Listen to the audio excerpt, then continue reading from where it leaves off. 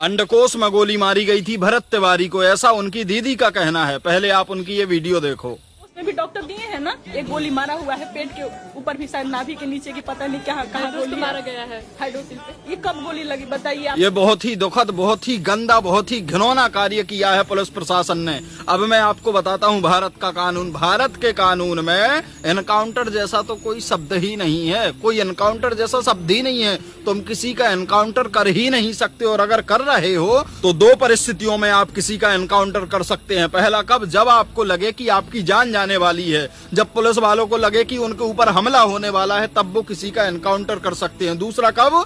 जब व्यक्ति कोई जघन्य अपराधी हो, उसको पकड़ना एकदम जरूरी ही हो जाए, तब जाके ये उसका एनकाउंटर कर सकते हो, उसको गोली मार सकते हो। और कहाँ? शरीर के ऐसे हिस्से में जहां पर उसकी जान ना जाए, जैसे पैरों के नीचे, घुटने के नीचे आप गोली चला सकते हैं। लेकिन ये जो पुलिस प्रशासन ने कार्य किया है भरत तिवारी के अंडकोश में, तभी मैं सोच रहा था कि पैरों में गोली लगने से किसी की मौत कैसे हो गई, उसके पैर छल्ली हो जाएं मान सकते हैं, लेकिन मौत कैसे हो गई? इन्होंने पैरों का नाम लेके उसके अंडकोश में गोली मारी है। ये देखो आप प्रशासन का दोगलापन। और भरत तिवारी ने, पुलिस का खुद कहना है, भरत तिवारी ने सरेंडर कर दिया था, पिस्टल नीचे फेंक दी थी, दोनों हाथ ऊपर कर लिए थे, उसके बाद इन लोगों ने गोली चलाई है। आप देखो इनकी राजनीति देखो, इनकी मानसिकता देखो, इनका दोगलापन देखो। और ये वीडियो अपने तक मत रखना, तुरंत बिल्कुल पहुंचा दो। 1 मिलियन लाइक चाहिए मुझे इस वीडियो पे। भरत तिवारी शहीद हुआ है, हमारा भाई जो जनता के लिए, धर्म के लिए आवाज उठा रहा था, दे दिया गया। अगर इसके बाद इन लोगों ने कुछ छल किया या झूठ मूठ का कुछ ऐसा भी कुछ भी किया, तो समाज और देश के लोग आप समझना इसके बाद कि ऐसे लोगों का क्या इलाज करना है। अगर मैं जिंदा रह गया और ये सब मेरे साथ कुछ ऐसा गलत नहीं किया तो आऊंगा, तो फिर उसके बाद मेरे द्वारा भी छल ही सिर्फ किया जाएगा, सामने से युद्ध नहीं होगा। उसके बाद अगर छल करेगा तो छल ही होगा।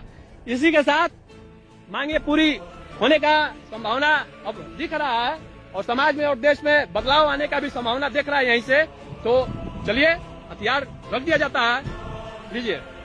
अंडकोश में गोली मारी गई थी भरत तिवारी को, ऐसा उनकी दीदी का कहना है। पहले आप उनकी ये वीडियो देखो। उसमें भी डॉक्टर दिए हैं ना, एक गोली मारा हुआ है पेट के ऊपर भी, शायद नाभि के नीचे की पता नहीं कहाँ गोली मारा गया है हाइड्रोसिल पे। ये कब गोली लगी बताइए आप? ये बहुत ही दुखद, बहुत ही गंदा, बहुत ही घिनौना कार्य किया है पुलिस प्रशासन ने। अब मैं आपको बताता हूँ भारत का कानून। भारत के कानून में एनकाउंटर जैसा तो कोई शब्द ही नहीं है, कोई एनकाउंटर जैसा शब्द ही नहीं है।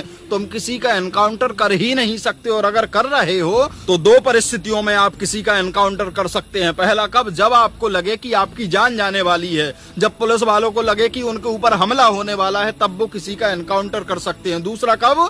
जब व्यक्ति कोई जघन्य अपराधी हो, उसको पकड़ना एकदम